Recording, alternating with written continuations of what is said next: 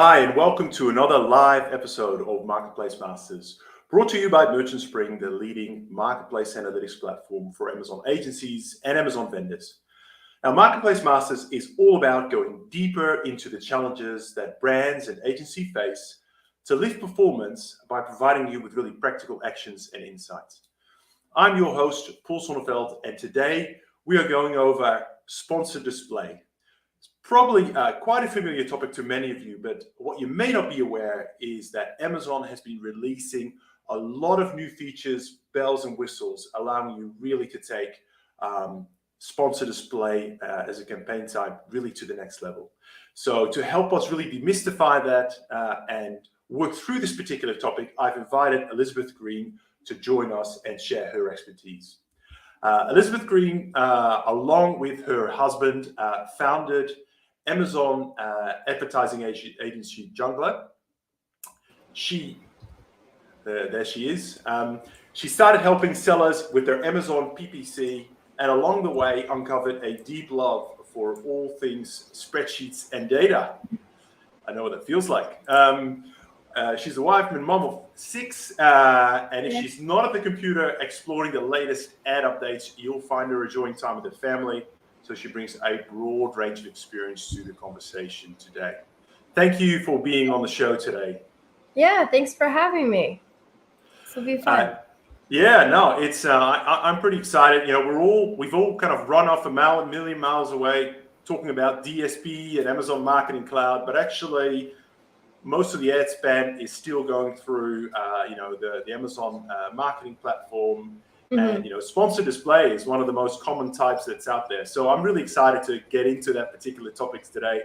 But before we do that, I'd love to just hear a little bit about your story, Elizabeth. Tell me a bit about your agency and how it all started. Yeah, definitely. So the intro kind of summed it up. Really got started helping sellers in Facebook groups.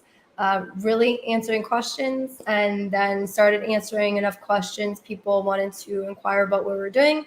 So kind of got a lot of clients, first clients through that. And then found out, hey, I actually know what I'm doing and I enjoy this thing, which is great to be able to do something that you love. And it's really just grown from there. That's really fantastic. And how long you've been up and running now? How long has it been? I want to say it's a little over 3 years now as like an official agency doing, calling ourselves an agency. Cool. Oh, that's great. I know you've got a wonderful team of people as well. Absolutely. So let's dive into the topic for today. Maybe, before we sort of go really deep into sponsored brands, maybe just set the scene a little bit. There may be some people, maybe just a few who are tuning in today and don't really understand the different campaign types that we're talking about. So help us set the scene and sort of explain the different types before we dive deep into the sponsored brand one. Yeah, definitely. So if you are unaware, there's 3 different ad types available inside of Amazon advertising, and those are sponsored products, which is like the OG, the original, what was there first. That's where you run your automatic campaigns, and also can run manuals. And there's a lot of things that have been, a lot of updates happening to sponsored products, but those are like the OG ones. And then there's 2 other ones, which are sponsored brand ads, which are where you get kind of like the big headline displays, and sponsored display ads. Now, sponsored brand ads and sponsored display ads originally were just something that was available to vendors, so in Vendor Central. So fun fact, there used to be some accounts that would actually get access to a vendor account just to be able to run those 2 ad types. There was kind of like a very, very limited version of what we have currently as sponsored display available inside of the Seller Central advertising. That has grown exponentially, and it's one of the reasons why it's today's topic, because I think other than just typical like data updates or giving us access to more data, as far as the actual like advertising nuts and bolts updates, by far the most has been through sponsored display recently. So let's talk about some of those. I know you're in regular dialogue with the team over in Amazon, and they've been releasing quite a lot of new features. You know, Yeah. let's just, I'm not sure we've got time to cover them all, but let's just cover some of the big ones. You know, where should we start? Yeah. So maybe I can start with the targeting available inside of sponsor display, and then kind of go over some of the updates to those two targeting types that may be helpful. So there is available inside of, there's audience targeting, and then there's product targeting. Now, audience targeting has the availability to show up on and off Amazon. So Amazon is targeting specific audiences.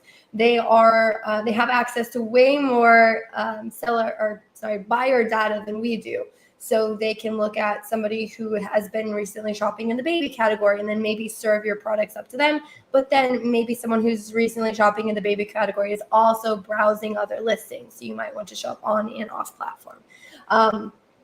Or you can do product targeting, which is your typical, like, I want to show up on this listing and inside it. So it's very similar to, like, say, sponsored product ads, where you can have like your autos, and then you can have your manuals, or you can use phrase or broad. And each of these kind of changes how your ad is going to appear. Think of it like that. So within these couple targeting, and then within those targeting, again, there's been more updates to kind of how they behave and are, I guess you could say, control on how specific we want to get with our targeting. So just on that targeting, and I'm really interested in, you know, the targeting off Amazon. That's always such a big topic. You know, what does it look like? How deep can you go in terms of targeting? You know, what are the dimensions there that are available? Yeah, definitely. So within audiences, you can show up, you can do something called remarketing, which is basically like if somebody lands on your listing, but they did not purchase, then you might want to show up to that audience. You know, maybe they're in the market for something and they land on your listing like, that's not the one I want to buy. And so you could show up there. Or you could show up to a specific audience. And within audiences, there's several layers. There's quite a bit you can niche down into. Now, audiences get a little bit broader. So a lot of sellers, when they're running ads, they're not really thinking of like awareness, top of the funnel. A lot of traditional, especially like pay-per-click platforms, people are really focused on ROI. When you're running audiences, you're not being as very, very specific with your targeting. So a lot of sellers just really haven't explored these yet.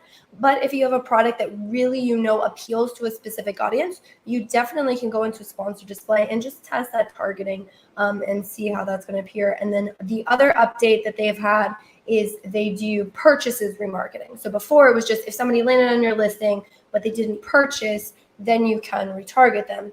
Well, now what they've updated is the availability to say, hey, if somebody's landed and purchased my product, I would like to remarket to those specific shoppers. And why this can be very powerful, especially if you have replenishable items and you have a specific look back window. So you say like, okay, I have supplements and I know that my supplements are, you know, I have a 30-day supply or something. So I want to remarket to the, people who have purchased my product within the last, say 30 days, and then show up to those customers again on and off platform. So wherever they're naturally browsing the web, they might see it. Oh yeah, that's right. I need to reorder that. And then, hopefully you have repurchases set up, but That's, and I'd love to see, I mean, what sort of results are you seeing with the particularly the retargeting of sort of most of those, I call it like frequent purchases or, replenishables? The reason I ask is I always feel there's such wasted ad spend, right? If I buy a product, then tomorrow they'll be retargeting me for the same product, Sometimes, they definitely get it wrong. And I feel like, well, I've already bought your product. You've just spent, you've just wasted $5 there on a click. What are you seeing? I mean, when you do it right, when it comes to retargeting, what are you seeing? Yeah, so I think it definitely depends on the product, for sure. You want to just think logically about your shoppers. how they're interacting with your product, and where you feel like it makes sense for you to show up again. For instance, like I said, like the remarketing, if you have a replenishable product, that makes sense for us to show up again. If we have a very high ticket item that people probably purchased once and we've built our product well enough that they should never have to repurchase, you probably aren't going to want to run purchases remarketing because that makes no sense. However, in those cases, especially if you have a very high ticket item, you might want to use views remarketing because maybe it's a product that people do a lot of window shopping on, and there's a lot of discovery that goes on before the purchase. So that may make sense. The other thing that I would love to point out is that these models do have a pay per click model available. So that's something else we could talk about as far as the different models, because there's pay-per-click, and now there is our bidding strategies.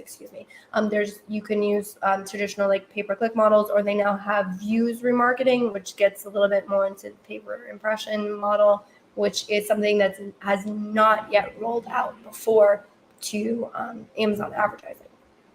So that's interesting.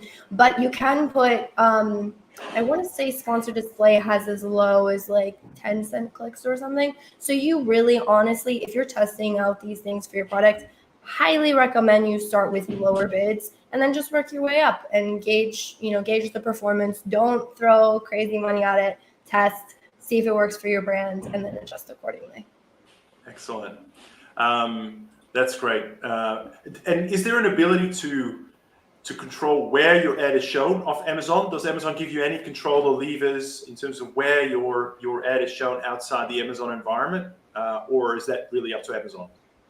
Yeah, so now we do. That's another update. When I was talking about sponsor display rolling out the most updates, yes. So previously, no, there was no way for us to adjust for the audiences. Now there is a way for us to go through and specify to Amazon, hey, we don't want to show up on these places. And the words are escaping me on what they actually call that now. It's essentially a way, the same as you would use negative keywords. Which, fun fact, again, there is a new report, because before we would set up these targeting, through sponsored products, maybe categories, and there was ways for us to add negatives, but because we couldn't see kind of where shoppers were interacting with the ads, what am I supposed to put in the negative? Because I don't know what's performing. I don't know what is performing. Now we have a report. They don't call it a search term report, but essentially it's like a search term report for sponsored display ads, where now we can go through, see what is working, see what isn't working, and then kind of use negative targeting to adjust and make our ads perform better, which is phenomenal. That's fantastic. I think you hinted at it before, but creative. What's changed on the creative front? I know that's always a big topic for marketers. Yes, definitely. So again, when these were part of Vendor Central, you had the ability to put a headline, and you also had the ability to put a logo. That was not available inside when they rolled it out to Seller Central. So a lot of people kept their sponsored display ads running in Vendor Central because you got a leg up. They then rolled that out to the people using Seller Central, and so there was no longer any advantages that happened in Vendor Central. So you could put a logo, and then you could put a headline, kind of calling out something, kind of like the original, or, make sure it's in terms of service. And then they also rolled out the lifestyle image. So if you're familiar with sponsored brand ads, maybe you've been browsing the platform and you see those gorgeous life, kind of in use image of the product in the sponsored brand ads. You're like, oh my goodness, it looks beautiful. Well, then they rolled it out to sponsored display ads. Well, when they did that, I actually did a whole presentation for my team, and I told them hey, when you run lifestyle images, the logo and the headline are not available. So actually the logo and the headline tended to convert a little bit better. So I was saying hey, unless we have sort of maybe we're doing more top of the funnel stuff and we want click-throughs, purchase rates are better with the logo and the headline, so let's use those. They now just updated it, so you have the ability to run all three at the same time. The only caveat is for some of the placements, because if there's a couple different places, depending on where it shows up, you might not have all three of the, logo, lifestyle, and the headline show up. So in these cases, you do have the availability to like click through it and just kind of like see what the ad is going to show. It gives you like a display, and you can kind of say like, oh, okay, that's where it doesn't show up. Like that doesn't look very good, and you might adjust for that. Yeah. So add on. Maybe this is too early, and maybe say, look, come back and ask me in a month. But in instances where you can now use all those three elements together in a single ad, you don't have to make that trade-off anymore. What are the results that you're seeing? Yeah, so again, it's a bit early to tell for sure, but I would say the more creatives you can use, the better. The only problem that when it comes to like split testing things like these creatives is the fact that there's so many variables. You have a headline, you have a logo, you have a lifestyle image. So is your lifestyle image good? Was the headline right? Sometimes it's a bit hard to tell which piece of it is working best. But what I will say is if you are not using images, if you haven't adjusted any of your creatives, good news is you don't have to completely restart your campaigns. Sometimes like OG that you used to have to completely restart and you're like, oh my goodness, like just keep the original campaigns because they perform. You actually can go through and you can update creatives on your current campaigns. So you don't have to give up anything. You don't have to give up all the testing you've done. You can just try a bit of the creatives and see if you can get better performance. That is good news. That is good news. Yeah, I just reminded how quickly things, I remember A/B testing and using different creators and different options is great, but very quickly you get into, okay, I want to set up, 300 different permutations so I can work out exactly what this smiling person in this lifestyle image adds versus everything else. And before you know it, you're trying to, tame this monster with, very low volume going through every single permutation. So yeah, that's good to know that you can update things for campaigns that are already in play. Let's move on to the look-back window. I know there's some changes around the look-back window as well. What are you seeing and what are you hearing? Yeah, so I want to say it is for purchases remarketing, I believe. One of them views remarketing or purchases remarketing. One of those actually has a longer look-back window. I want to say it's the purchases remarketing, but you'll have to go through and launch like a dummy display ad and then double check that. And so that just gives us a longer look back window. So again, if you have a longer cycle for people, maybe browsing your product, or maybe, like, hey, in a year, people want to repurchase my product, then it would make sense to, take advantage of that longer look back windows. That makes sense. Cool. Well, are there any other major updates that we've missed? What else should customers, what Amazon sellers, what else should they know? Yeah. So there's two that I think will be beneficial to the audience if I cover. One of them is the change in the targeting for sponsored display product targeting, specifically categories or for similar to advertised product targeting inside of product targeting.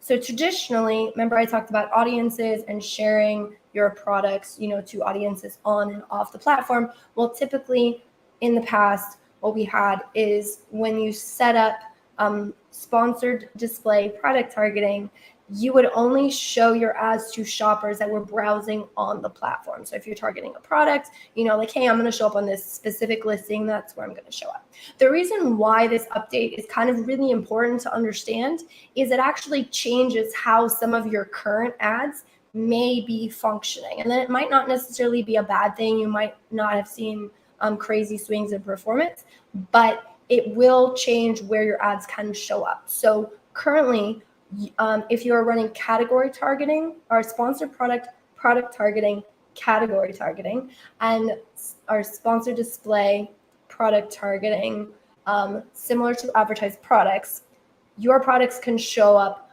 on those listings, same as usual, but then they can also show up to shoppers off the platform. Now, this is actually different from the audience targeting, which is very interesting to me. And again, I haven't fully tested how this plays out. Again, I would just start with obits. But the way audience targeting works is it targets very specific shoppers. So like these shoppers are in market for this, this person has interacted with your product. It's a single shopper. The way the targeting works inside of the sponsored display product targeting categories, similar to advertised products, is it will show up contextually. That means Amazon says, okay, you are targeting the category bath towels. We found all these blogs that are relevant to the category bath towels. I'm just spitballing. I don't have access to their back ends, but I'm thinking things like, maybe bathroom remodels or people talking about how to bathe their kids. I don't know, but something that would be relevant to that particular category that you've chosen, or relevant in the similar to advertised products, just kind of relevant to whatever you're choosing, which is very interesting. But the only thing is, if you currently have sponsored display product targeting category set up, the way the targeting can show up has actually changed. I want to say it was like in June when this update rolled out. So if you've seen some funky numbers in those campaigns back in June, that might likely be the case. Thanks, Elizabeth. That's really great. Some really great updates there. So imagine what if I'm I'm an Amazon brand. I'm listening to this show here. I haven't been doing a lot of sponsored brands at all, and like, gee, it's been a while. I want to get back into it. I'm going to spend some time this week just to set up a couple of campaigns and try to tap into some of the things that you've been talking about. What advice do you have for listeners who, what are some of the quick tips? If I'm going to spend a couple of hours to set up some campaigns, what are the things you recommend to focus on? Yeah, definitely. So I think the OG strategy is always going to be the OG strategy. What is working? How can I expand on it? So what I would do, I would go into my sponsored product ads. I would see what ASINs am I converting well on for what products. And I would start with sponsored display product targeting ASINs. That's going to be typically like the most bottom of the funnel for your ads. And if you're looking at the audience types, it's like pay per impression, pay per optimize for page views, and optimize for conversions. I would pick optimize for page views personally, if you're looking at it from an ROI perspective.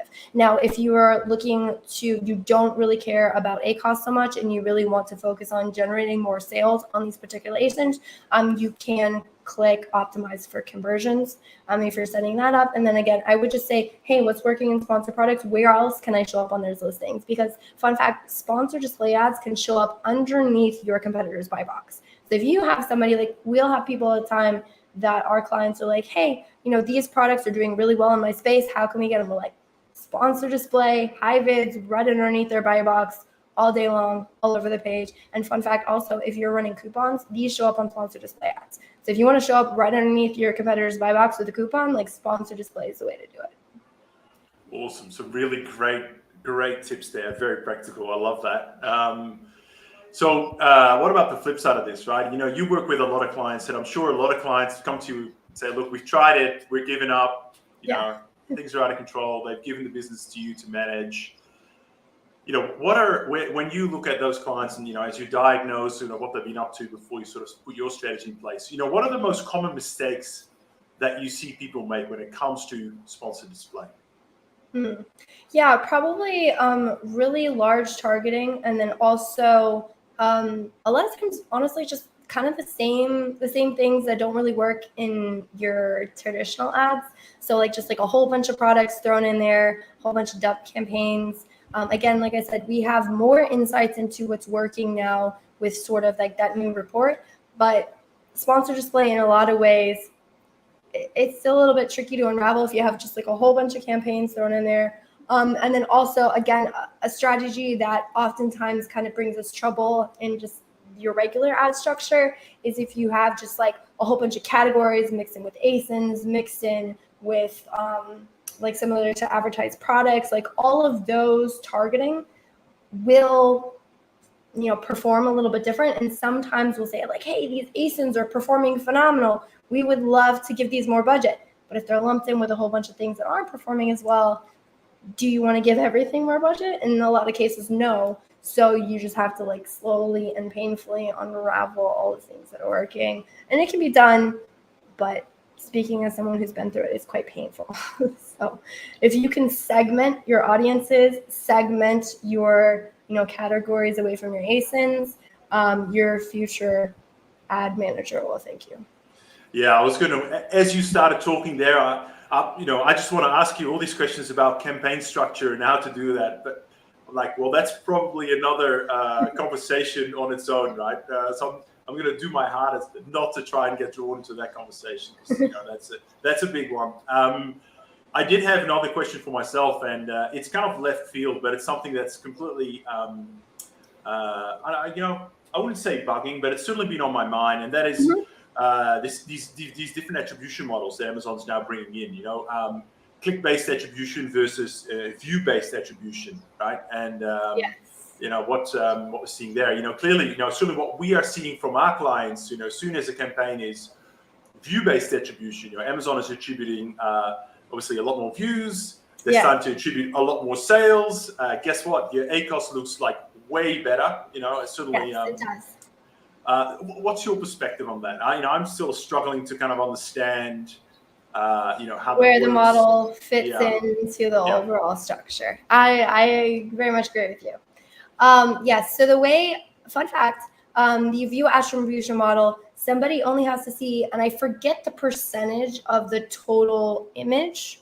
It's like they only have to see, I have to look, it's not 100% of the total image for at least a full second for a sale to get attributed. So you can see why you would just get a whole lot more sales attribution when you're doing a pay per impression model. And also, if you are doing, a lot of times people who do brand defense, I've spoken to the internal team. They said, if you are advertising on your own listings, we do not recommend you do a pay per impression model, because if they're on your listing, they're going to see that ad. So that sale is you're going to get a whole lot more sales attributed to those ads than you would think. And honestly, they're just kind of artificial. I don't want to say artificially inflated, because there's not that there's no validity to that model. It's just that's not the appropriate place to use that strategy. So think of it like that. Like if I have my own listings, if I think that this could show up on my own listings, it's probably not the best place to use it. It is very much a more broad awareness campaign, where if your focus is ROI, even though the ROI on those looks phenomenal, really we want to play in real numbers. And so that's probably not the best place to use them. Very insightful. Thank you for that, Elizabeth. Final question from me for today, because we're about to cross over the 30-minute mark here. But final question, I know you're in regular, like you've got a bit of an inside scoop when it comes to Amazon and the advertising team, or at least I know you've got great relationships with the team directly. Anything that you can see that they're working on, what's coming down the funnel in the next few months? What are you excited for, or what are you hoping for? And perhaps, being a little bit more than hope without giving it away. Yeah, definitely. So I think the internal team I have the most contact with is bulk file team, which is a whole nother subject, something near and dear to my heart. But I'm really, really interested personally to see what's going to come out of this new hourly data available. So right now, there's a whole lot of people it's available through the API. There's whisperings of it coming out in other places. I'm kind of interested to see how this plays out long term. Right now, the most application I'm seeing for it is maybe not like real-time application. It's more of like an analysis. But it's going to be really interesting long term to see how that plays out, and how we can use the analytics we're getting from like receiving real-time data on, am I making sales? Am I not making sales? And then also those of us in the industry, like you, myself, trying to puzzle out, okay, if we are getting real-time sales data, but our attribution windows are 7 to 14 days, how are we going to marry those two aspects, and what makes the most sense to take action on? It's going to be tricky for a while, but I'm really interested to see what the great minds in the space come up with.